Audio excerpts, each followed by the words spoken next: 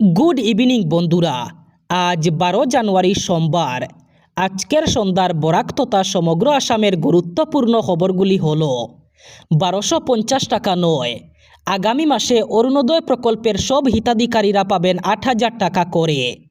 তবে আপনার অ্যাকাউন্ট যদি পরিষ্কার না থাকে অথবা আপনার অ্যাকাউন্টে যদি কেওয়াইসি আপডেট করা না থাকে তাহলে এই 8000 টাকা আপনি পাবেন না। 8000 টাকা বন্ধ হয়ে যেতে পারে আপনার। তাই আপনার অ্যাকাউন্ট যদি পরিষ্কার না থাকে অথবা কেওয়াইসি আপডেট করা না থাকে তাহলে শীঘ্রই করিয়ে নিন, কারণ আগামী মাস অর্থাৎ ফেব্রুয়ারি মাসের 20 তারিখ রাজ্যের অরুণোদয় প্রকল্পের হিতাধিকারী সব মহিলারা পাবেন 8000 টাকা করে। এই ঘোষণা আগেই করেছিলেন রাজ্যের মুখ্যমন্ত্রী ডক্টর হিমন্ত বিশ্ব শর্মা। নির্বাচনের একদিন আগে মহিলাদের অ্যাকাউন্টে প্রকল্পের টাকা। মহারাষ্ট্র সরকার 2025 সালের ডিসেম্বর এবং 2026 সালের জানুয়ারি মাসের দুটি কিস্তির টাকা একসঙ্গে হিতাধিকারী মহিলাদের অ্যাকাউন্টে আগামী 14 জানুয়ারি জমা দেওয়ার সিদ্ধান্ত নিয়ে উত্তাল হয়ে পড়েছে রাজনীতি। আগামী 15 জানুয়ারি মহারাষ্ট্রের পৌর নির্বাচনের ভোট গ্রহণ, 16 জানুয়ারি ঘোষণা হবে ফলাফল। এর একদিন আগে অর্থাৎ 14 জানুয়ারি লড়কি বেহেন যোজনার অধীনে 3000 টাকা করে মহিলাদের অ্যাকাউন্টে পাঠানো হবে। এ নিয়ে এবার বিতর্ক সৃষ্টি হয়েছে মহারাষ্ট্রে। ভোটের একদিন আগে এই টাকা মহিলাদের উচকুচের সমান বলে আখ্যা দিয়েছেন বিরোধীরা। মুখ্যমন্ত্রী লড়কি বেহেন যোজনার অধীনে মহারাষ্ট্রের পৌর নির্বাচনের একদিন পূর্বে 1 কোটি মহিলাদের অ্যাকাউন্টে 3000 টাকা করে পাঠানোর সিদ্ধান্ত নিয়েছে সরকার। অখিল গগৈয়ের দলে যোগদান করলেন কংগ্রেসের নিলম্বিত বিধায়ক শেরমান আলী। রাজ্যের রাজনীতিতে আজকের দিনে সবথেকে বড় খবর, রাইজোর দলে যোগ দিলেন বিধায়ক শেরমান আলী। মন্দিয়া বিধানসভা কেন্দ্র থেকে রাইজের দলের প্রার্থী হবেন শেরমান আলী, এই ঘোষণা করেছেন অখিল গগৈ। একই মঞ্চে দেখা গেল আসাম বিধানসভার সবচেয়ে চর্চিত দুই বিধায়ককে। শেরমান আলী নিম্ন অসমের বাঘ, এমনই বললেন অখিল গগৈ। এদিকে অখিল গগৈকে মানবতাবাদী পুরুষ বলে আখ্যা দিলেন শেরমান আলী। মন্দিয়া বিধানসভা কেন্দ্রে যোগদান অনুষ্ঠানে একের পর এক রাজনৈতিক গুরুত্বপূর্ণ মন্তব্য অখিল গগৈ এবং বিধায়ক শেরমান আলীর। বিরোধী ঐক্যমঞ্চ মন্দিয়া সমষ্টি ছেড়ে না দিলেও শেরমান আলীকে কেউ পরাস্ত করতে পারবে না বললেন অখিল গগৈ। ভারতীয় রেলের টিকিট বুকিংয়ের নিয়মে বড় পরিবর্তন। এর আগেই লক্ষ লক্ষ ভুয়ো আইআরসিটিসি ব্যবহারকারীর অ্যাকাউন্ট ব্লক করেছে রেল। এরপর তৎকাল টিকিট বুকিংয়ের নিয়ম পরিবর্তন করা হয়। রিজার্ভেশনের জন্য একটি নতুন ওটিপি নিয়ম কার্যকর করা হয় রেলের তরফে। 2025 সালের শেষ নাগাদ অপেক্ষামান টিকিটদারীদের জন্য একটি বড় স্বস্তি দেওয়া হয়েছে। এখন রেল অগ্রিম টিকিট বুকিংয়ের নিয়মে একটি বড় পরিবর্তন করতে চলেছে। আবার রিজার্ভেশনের নিয়ম পরিবর্তন করেছে রেল। নতুন নিয়মের অধীনে অগ্রিম বুকিং খোলার প্রথম দিনেই আধার লিঙ্ক ছাড়া আইআরসিটিসি ব্যবহারকারীদের জন্য টিকিট বুকিংয়ের নিয়ম পরিবর্তন করা হয়েছে। ভারতীয় রেল ঘোষণা করেছে যে 12 জানুয়ারি থেকে আইআরসিটিসি ওয়েবসাইটে বুকিংয়ের প্রথম দিনেই ট্রেনের টিকিট পেতে আধার লিঙ্কিং বাধ্যতামূলক হয়েছে। ভারতীয় রেল মধ্যস্থতাকারীদের থামাতে এবং প্রকৃত যাত্রীদের অগ্রাধিকার দিতে বিভিন্ন পদক্ষেপ নিচ্ছে। এবার সেই সূত্রেই চালু হলো রেলের এই নতুন নিয়ম। হজ যাত্রীদের জন্য একগুচ্ছ নতুন নির্দেশিকা জারি করল সৌদি সরকার। নির্দেশিকায় বলা হয়েছে, কোনো পরিবহন সংস্থা যদি যাত্রী পরিষেবায় গাফিলতি করে তবে তাদের ভারতীয় মুদ্রায় প্রায় 3 কোটি টাকা জরিমানা করা হতে পারে। প্রত্যেক বছরের মতোই 2026 সালেও হজযাত্রায় যোগ দেবেন লাখ লাখ ভক্ত। মূলত তাদের সুবিধার্থেই সৌদি সরকার এই নতুন নির্দেশিকা জারি করেছে। নির্দেশিকায় বলা হয়েছে, যেসব পরিবহন সংস্থার বিরুদ্ধে অভিযোগ উঠবে তাদের 1 থেকে 3 বছরের জন্য হজ থেকে নিষিদ্ধ করা হতে পারে।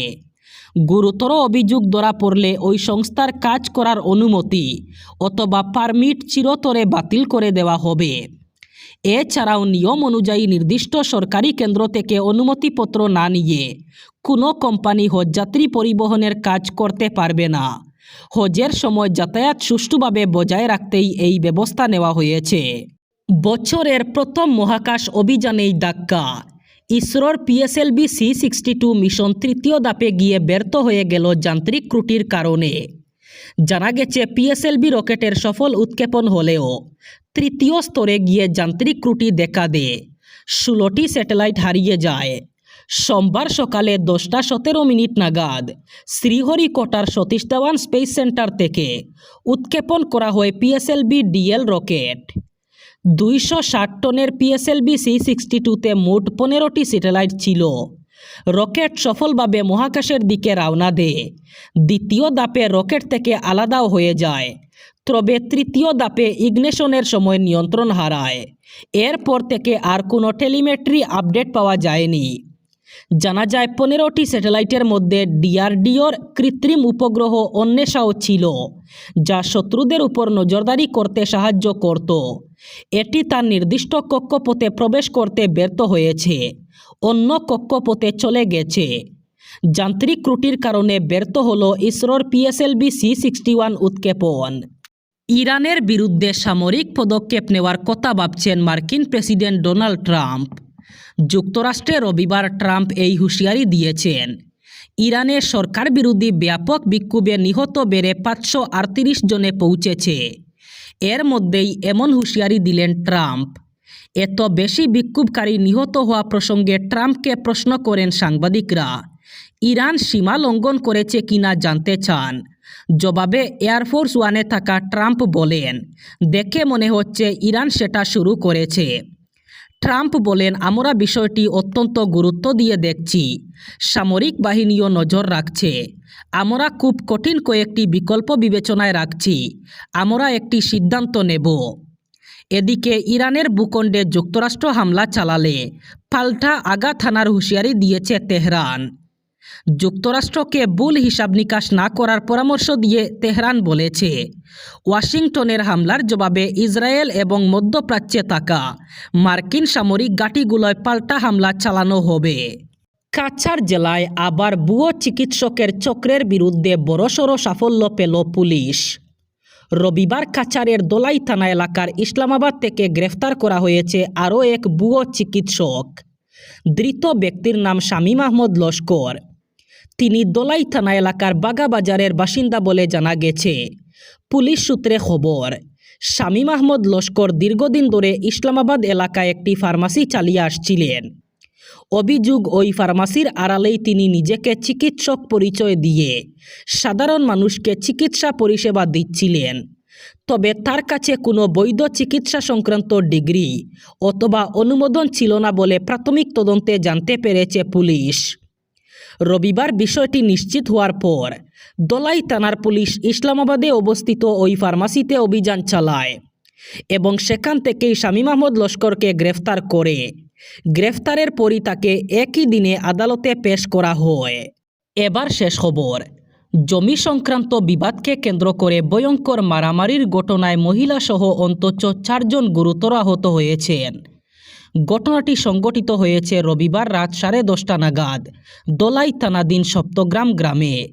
স্থানীয় সূত্রে জানা যায়, ইসলামাবাদের বাসিন্দা আনোয়ার হোসেন লস্কর সপ্তগ্রাম এলাকার 306 নম্বর শিলচর-আইজল জাতীয় সড়কের পাশে একটি জমিখণ্ড ক্রয় করে কিছুদিন ধরে সেখানে বসবাস করে আসছিলেন। ওই জমির পাশের রাস্তা নিয়ে প্রতিবেশী তৈয়বুর রহমান বরবুইয়া এবং তার পরিবারের সঙ্গে দীর্ঘদিন ধরেই বিরোধ চলছিল। রবিবার সকালে বিষয়টি মীমাংসার উদ্দেশ্যে একটি সালিশি সভা হয়। তবে সালিশে কোনো সমাধান সূত্র বের না হওয়ায় পরিস্থিতি আরও জটিল হয়ে ওঠে। অভিযোগ, রাত 10:30টার দিকে আনোয়ার হোসেন বাড়িতে না থাকার সুযোগে তৈয়বুর রহমান বরবুইয়ার নেতৃত্বে একদল লোক আনোয়ার হোসেনের বাড়িতে বেড়ার জোরপূর্বক খুলে ফেলেন। ওই সময় আনোয়ার হোসেন শিলচরে এক নিকটাত্মীয়ের বাড়িতে বিয়ের অনুষ্ঠানে উপস্থিত ছিলেন। বেড়া ভাঙ্গার বিষয়টি জানতে চাইলে আনোয়ার হোসেনের বাবা আশাবুদ্দিন এবং কাকা রফিকুদ্দিনের উপর তৈয়বুর রহমান এবং তার সহযোগীরা চড়াও হন বলে অভিযোগ। মুহূর্তের মধ্যেই পরিস্থিতি নিয়ন্ত্রণের বাইরে চলে যায় এবং শুরু হয় তুমুল মারপিট। এই সংঘর্ষে এক পক্ষের আশাবুদ্দিন, রফিকুদ্দিনের স্ত্রী মায়ানুর রেসা গুরুতরভাবে আহত হয়েছেন। অপর পক্ষ থেকে আহত হয়েছেন তৈয়বুর রহমানের স্ত্রী রিজমা বেগম তালুকদার। এই ছিল আজকের সন্ধ্যার গুরুত্বপূর্ণ খবরগুলি। ভিডিওটি অবশ্যই লাইক করবেন এবং চ্যানেলটি সাবস্ক্রাইব করবেন।